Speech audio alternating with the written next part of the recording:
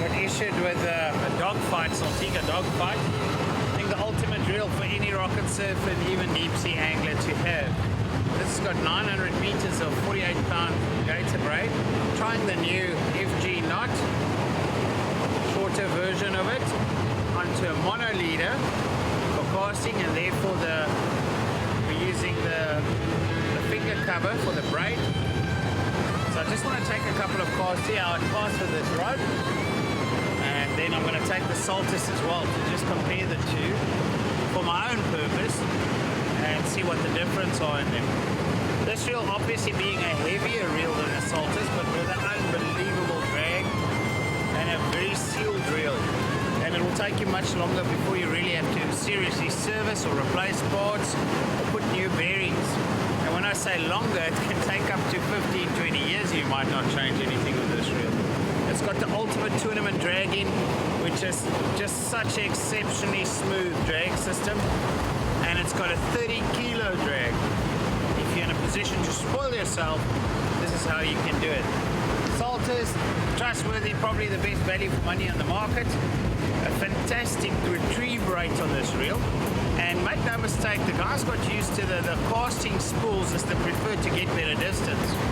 And we found that with these bigger spools, you're actually getting better distance than with the long cast spools. Less wind knots, as well as it's got more line capacity, and your retrieve rate is much better. And that's all the factors that's important for rock and surf, and that really makes a difference in your fishing. You know, this was the perfect circumstances to test for wind knots, and using a very thick, I'm using a 1.2 mil mono leader. Now, where does wind knots come from? In essence, basically, the biggest cause of wind knots is the fact that your braid will come off the reel faster than what your mono is going through the eyes. So when you use a mono leader like that, it slows down the mono through the eyes because it's much thicker, so there's more resistance. But your braid keeps peeling off your reel at the speed it started. And then basically catches up with itself over the eye. It can sometimes go over the eye and you can snap off, or it can make wind knots like this. And the best way to do that is to cast straight into the wind, because that's where you'll pick it up first. So in essence, what my little exercise came down to for myself is I'll stick to the braided leaders, where we fish a 100-pound greater braid leader or bully braid, and instead of a mono. And then you still put mono on, but you only put 2 meters from your trace. That last piece, that wouldn't even go through your eyes, so it won't slow it down, therefore not cause the wind knots. Because it can become very frustrating, and at the price of braid, no one likes losing braid. And these knots and braids is very difficult. They are very, very difficult to actually get out. So I'm going to, in any case, cut this off. I'm going to switch to the Saltus, which is already rigged with a braided leader, and then I'll put a bait out and have a throw. I'm testing this rod as well. It's not a rod available in South Africa. I normally fish with my Poseidon medium and the spinning reel and the Saltus, but I just sort of see how this blank throws. It's also a Daiwa rod, but like I said, it's not available in this country, so I'm just having a look, see how it can throw and how it compares to the Poseidon.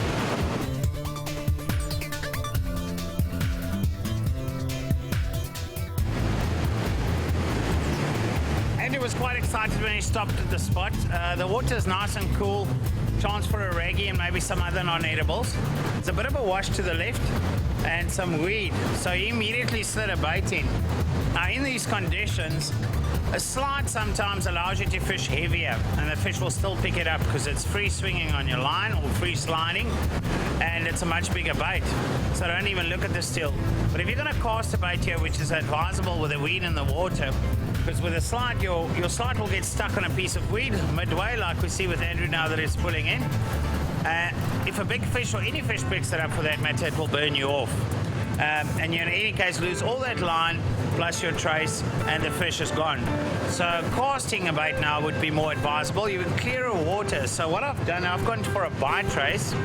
I'm fishing just a piece of steel in the rest mono, and I'm using an Albright to connect 0.85. to 120 pound carbon coated fish bait. Then I'm using the catfish mustard hook, which is an odd shaped hook, but for fishing a dingle dangle it's perfect because your dingle dangle will just hang there in the bottom.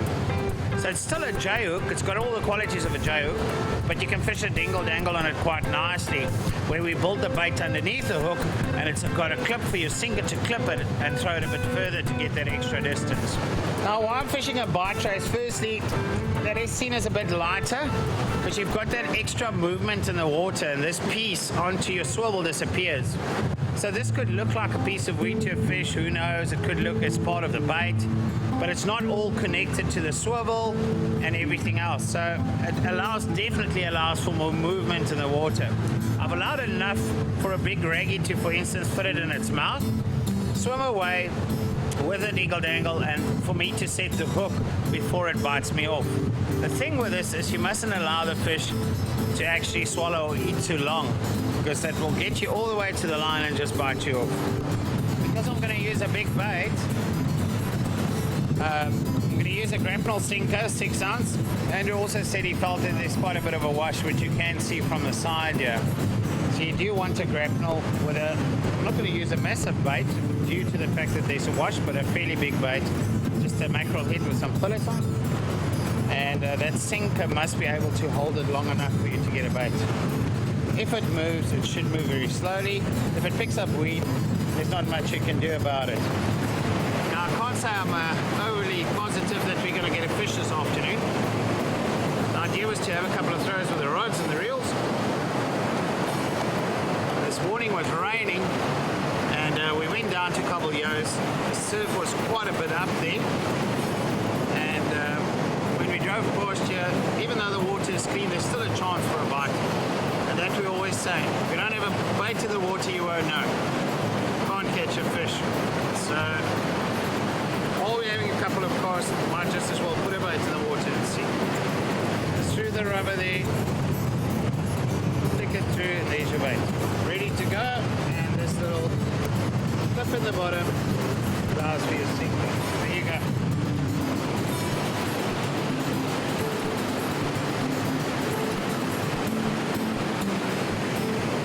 Probably the worst part of fishing is waiting for the conditions to turn in your favor. Okay, we've spent about an hour here at baits in the water. There's quite a bit of weed. The water is very clean. We've decided to call it. It's the first time I've actually seen this formation here. Normally it's nice, the lip is much closer for us to fish, but we're on a neap tide as well, so you're not going to have a very high push that will bring deep enough water for bigger fish to move in. So yeah, let's give it a shot tomorrow.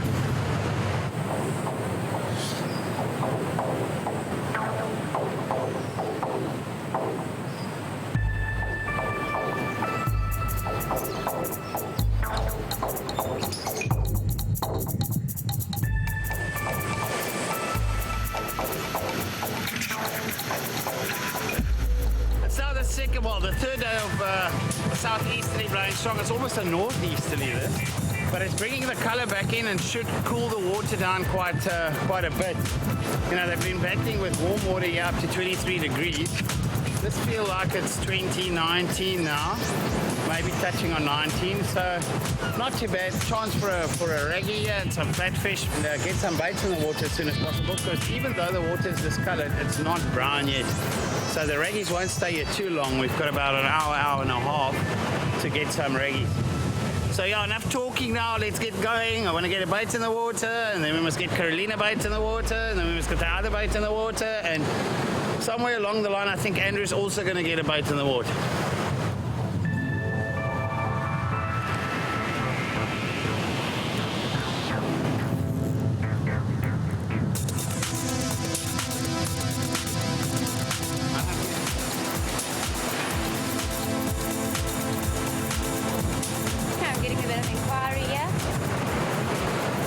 As you can see with Carolien, it takes a lot of patience when you're fishing for Raggies. You can see him, he's busy eating. She needs to wait for him to pull her flat and almost start pulling you to the sea before you set the hooks. They are very tricky feeders with those vicious teeth of them. They roll the bait around, and They actually mess you around quite a bit. Often you'll hook them, or you think you hook them, and you fight them all the way to the front here and they just open their mouth and they're just holding on to the bait. So it's important just to wait for him to take you properly.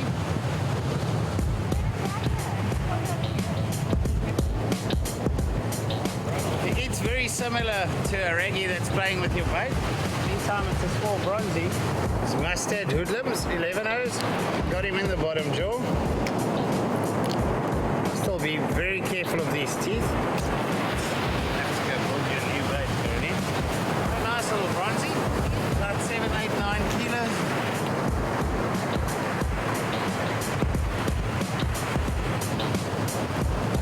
I'm just building Carolien's bait up again. I'm taking it half of the head and just adding the back section of the tail, half of that. So it's a nice bulky bait again.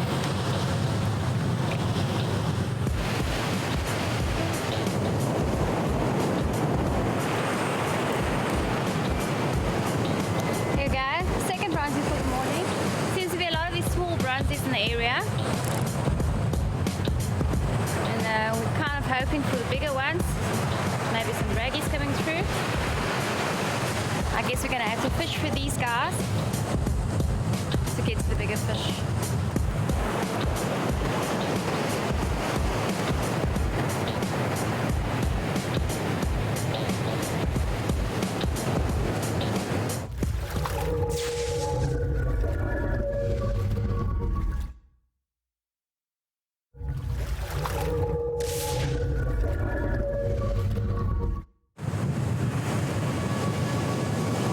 Ran down the beach there towards the rocks.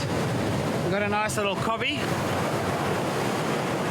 Always nice to catch them. So obviously now with the third day of northeast. Okay, it's a big ambitious bait, but it's for that big Raggie in the area. Must be one swimming around here. The pinkers are just killing us with everything else. While I was busy with Carolien's rod, this one took off.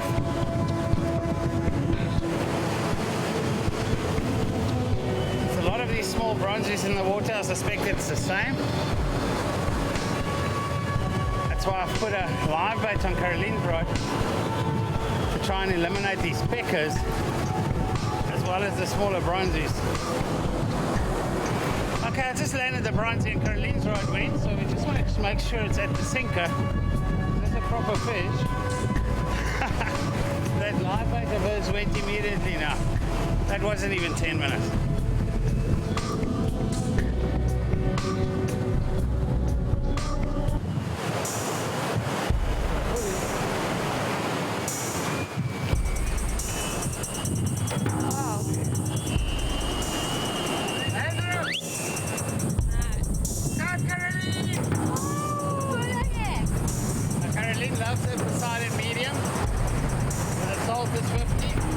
That's a go-to for big fish. The softer your rod, the less the strain on the lower back. So for small people like Carolien, using a medium rod is the right rod. It might take you a bit longer to land the fish because you can't move it as fast as you can with a heavy.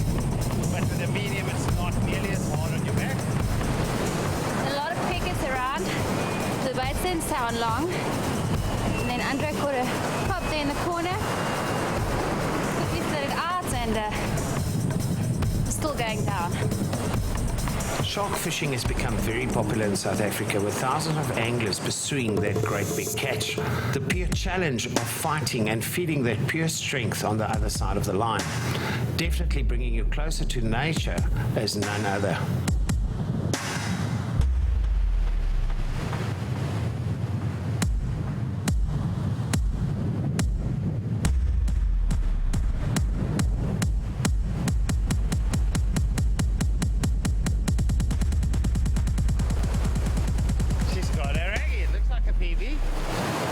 Looks like this is, I was drinking about 120. Looks like you broke your PB. It looks like it. She also broke my back. Well, they'd eat your back if you don't straight stick, but you don't want a straight stick. You see how rough it is here when your line nicks on these shells. on that bank. If there's any of these shells on that bank, it's just gonna break it off under that tension. Okay, so now I'm waiting in anticipation. See, this is my biggest Raggie so far. This fat lady was just waiting. The cop didn't even go through the full break and she took it. And so obviously she was just waiting behind the banks, waiting for some food to come over, and she gulped it up. Beautiful fish, stunning fight. Like I said, my back is a bit broken, but like Andre explained, you can't straight stick here because the shells you can burn off quickly. But yeah, good fights, good fish. Now let's see what the results are. 183. Gonna release you quickly. Look at her stretch marks. She gave birth now. You can see the stretch marks here. Recently gave birth. So let's get her back in the water. I think that's just over 100 kilos. On 183, you'll see her Raggies. They weigh a bit heavier for length. You go look at the measurement on Ori's website, or fishweights.net. Is where we check the actual weight. This one might just get over 100 kilos. Her PB used to be 89 kilos. So we'll see. Let's hope for her sake it's made. This part of South Africa is a very popular rocket surf destination with several summer fish and great winter fishing as well. Now, for those of you that might not know, rocket surf is the second most participated facet of angling in South Africa. The purpose of the bait is to get as much smell in the water, especially when it comes to shark fishing. So a lot of times the guys will go as big as possible to get the attention of that really, really big prize catch. Being dealt the card of no fish or tough conditions is a regular occurrence. Water conditions and temperature plays a crucial role as a result of what wind blows and for how long it's been blowing.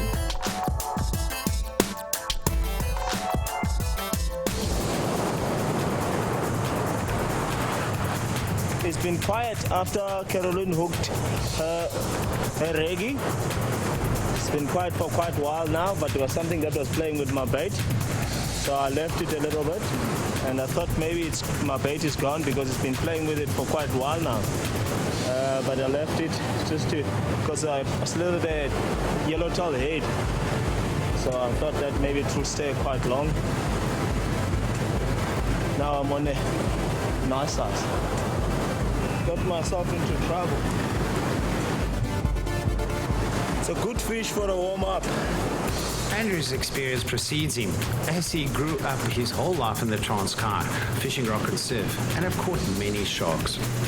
Every shark is a special experience.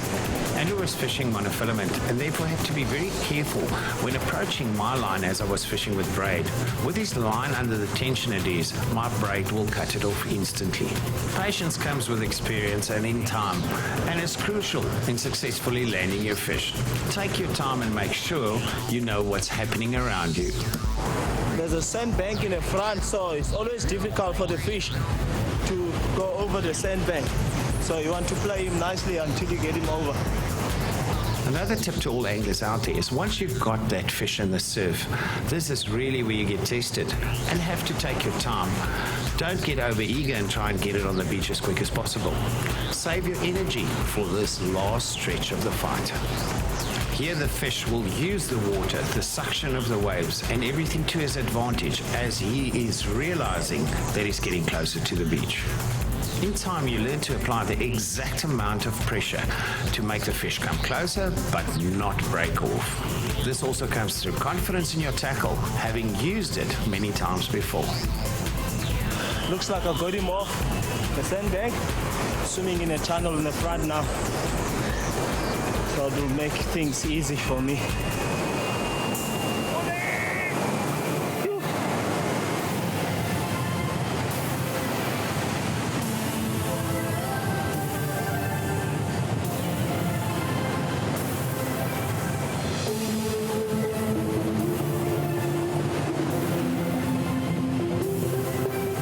Once you go and fetch the fish, don't try and tackle it or jump on it. Merely grab it by its tail and use the water to guide it towards the beach. it is advisable to leave the bigger fish on wet sand where possible, as putting it onto dry sand could remove the protective layer. Now watch out for those teeth. Never ever stick your hand in its mouth. Rather use pliers or a tool, and if it's swallowed in too deep, cut it off with a side cutter. Now Raggie is one of those species that will really try and bite you on the side, so be careful not to stand next to its head. These beautiful creatures are perfect in every way. Okay, that was a good fight. Gave me a good fight. I can still feel it. And the bait I used, it was the yellowtail head and the 11-0 with gun, mustard, and kingfisher Poseidon, HMG, 3-piece, heavy, and my reel that I was using, it was a salt test, 50.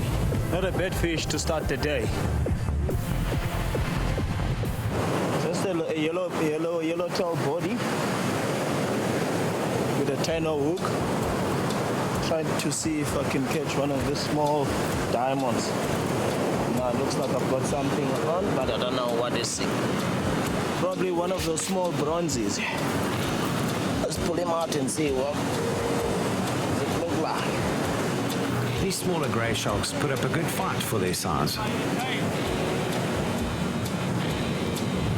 Long ago, something tried and grab it. This poor chap nearly got eaten by what looks like a Raggie.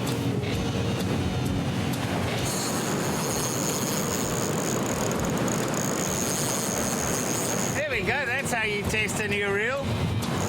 There we go, that's what we want. We want to pick a fight.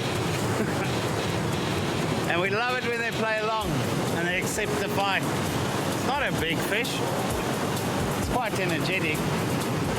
Raid has brought a whole new perspective to rock and surf fishing, making that fight so direct. Even the smallest fish being a great experience. I, for one, love every type of fishing as it brings you closer to nature. But when it comes to rock and surf, it's just got an exceptional way of challenging you.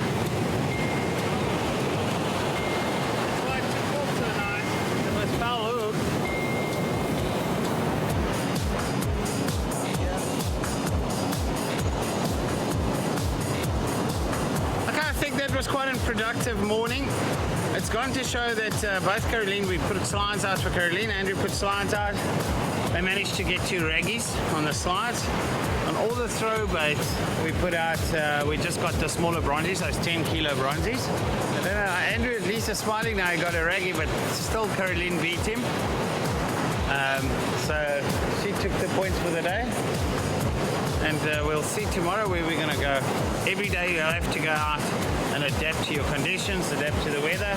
Today we particularly look for the browner water and the colder water. The spot's also very famous for Raggies. And if you come here at night, any time, any conditions, you'll probably get stuck in a whole bunch of them.